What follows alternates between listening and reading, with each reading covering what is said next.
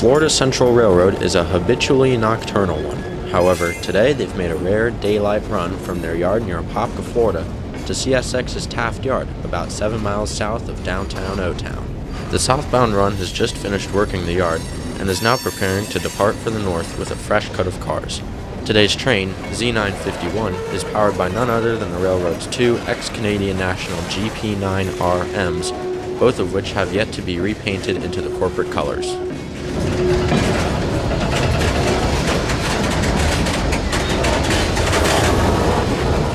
Today's Z951 is running with only an engineer on board and the conductor on the ground either lining switches or following along in a company car.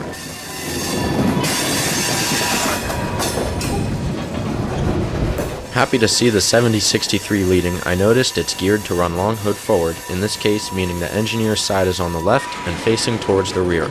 This style of operations, pioneered by the Southern and Norfolk and Western Railways, was intended to minimize dwell time at terminals, negating the need to Y engine sets since they were bidirectionally capable. Added safety was only a byproduct of these operations and commonly misjudged as the main reason for the seemingly obscure MO of these railroads.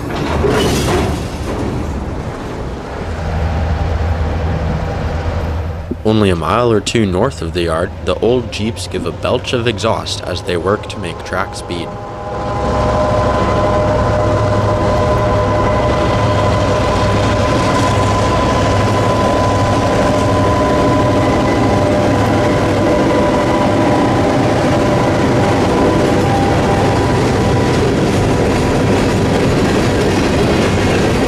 I was hoping to catch the train swinging off of CSX tracks and onto home rails at the Robinson Street connection, but gridlocked downtown traffic and slews of one-way streets meant that this access point at Paramore was as good as it was going to get, and that was saying something.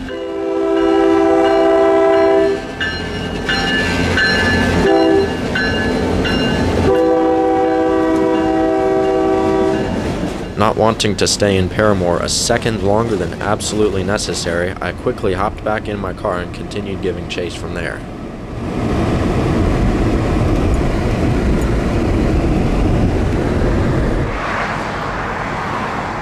I wound up at the railroad's small yard near the Silver Star area and sat, waiting, as the crew dropped a cut of cars at some industries just around the curve. This train's entire day was filled with stop-and-go switching, as they only made it another half a mile north to the yard adjacent to myself before they had to stop and set off more cars.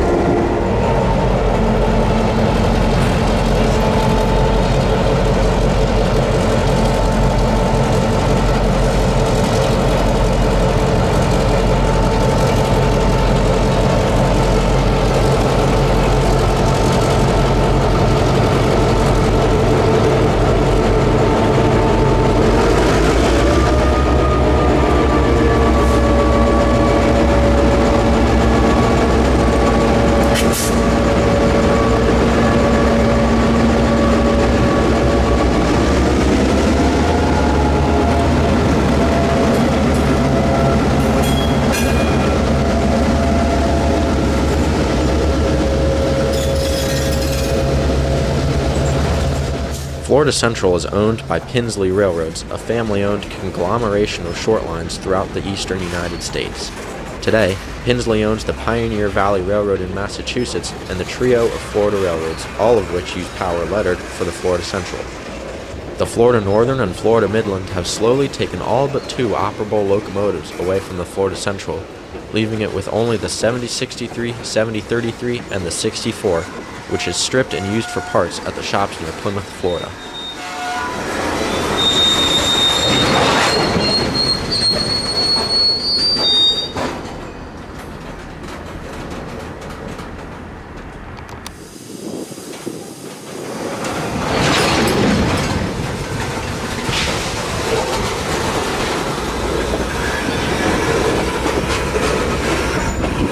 The switching here took the better part of an hour, and the crew showed no sign of continuing their journey north anytime soon. So I packed up and went on my way, happy that I finally documented daylight FCEN operations.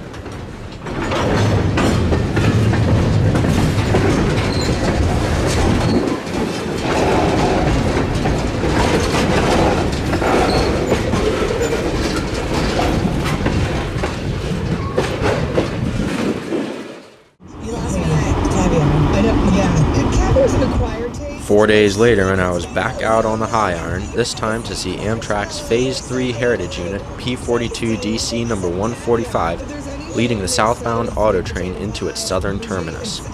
From experience, I've come to learn that the Amtrak app gives ETAs of the auto train about 15 minutes earlier than the actual arrival, so I decided I would arrive in Sanford 20 minutes in advance just to be safe. Even this wasn't enough time, as PO 53 had already pulled in only minutes prior to my arrival.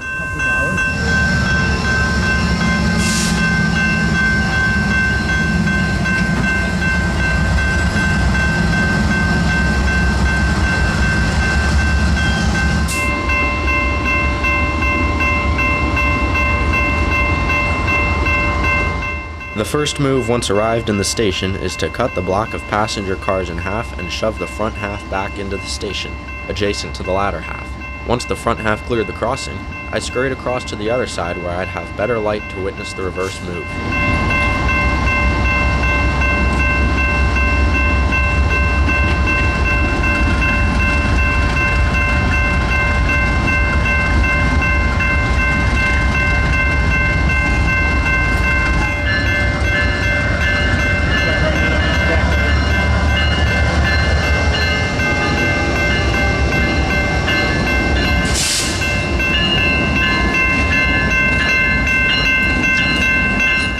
After cutting off from their train, 145 and 814 quickly make their way to the top of the yard, where they will reverse back into the shops behind me.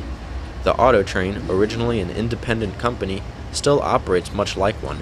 AT has its own engine pool made up of the railroad's remaining and ailing P40 locomotives. It's rare to see a P42 make its way into this pool, and even more rare for that to be a heritage locomotive. Over the 6 years these heritage units have been roaming the system, 184 was the only one prior to 145 to find its way into AT service, and that only lasted about a week.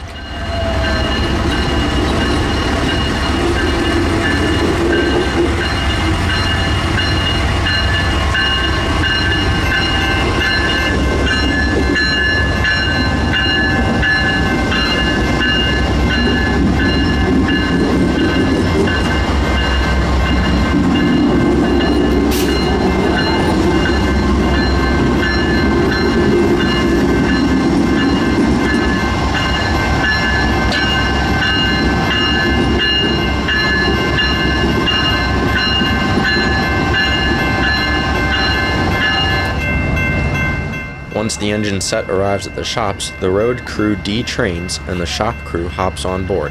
Not wasting any time, B32-8WH number 516 pulls forward with the cut of auto racks, which will be shunted into the unloading areas over the next hour or so.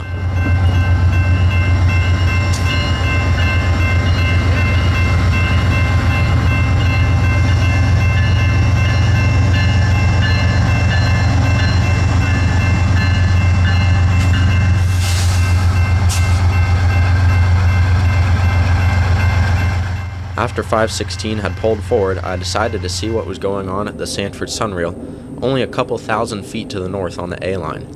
It turned out there was a switcher working CSX's Rand yard, which I was hoping would eventually make its way past the station. It was, after all, a Wednesday, meaning SunRail was running. Surprisingly, this was the first time this year I had officially rail-fanned SunRail, although the local rail fans can relate to the monotony of their operations.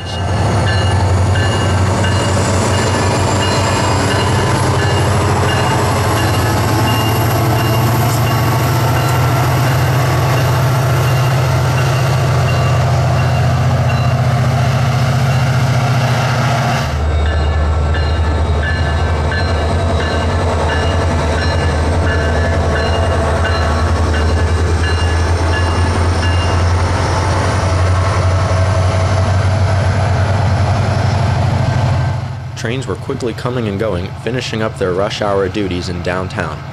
All the while, the CSX crew was ambling around the yard preparing their train. The industry getting served today hosts a stub-end track, meaning the locomotive must shove cars into their siding. This required a runaround move in the yard and the conductor to stand on the frontmost car for the 1,500-foot run north.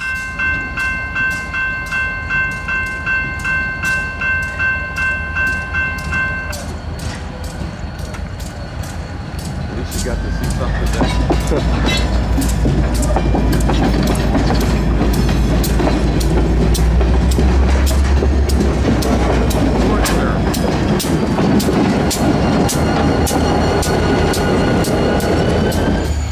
For some odd reason, I can't get enough of this short stretch of track. I love seeing trains where they seem like they shouldn't belong, whether it be a steam engine bursting through classy downtown Mount Dora,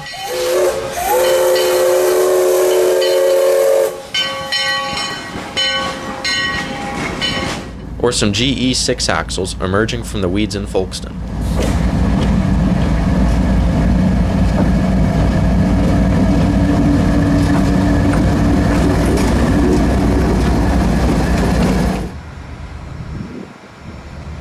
And a branch line covered in vegetation cutting in between a commuter station and the parking lot seems to fit the bill.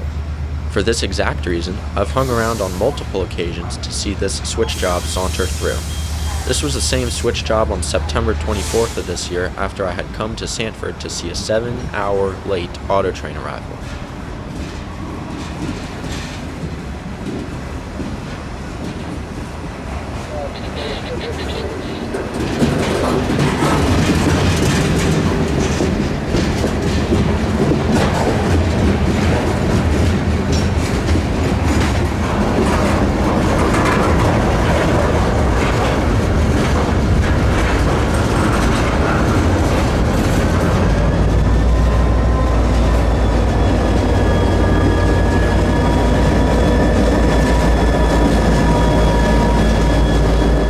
Thanks for railfanning with me today, and don't forget to stop on by next time.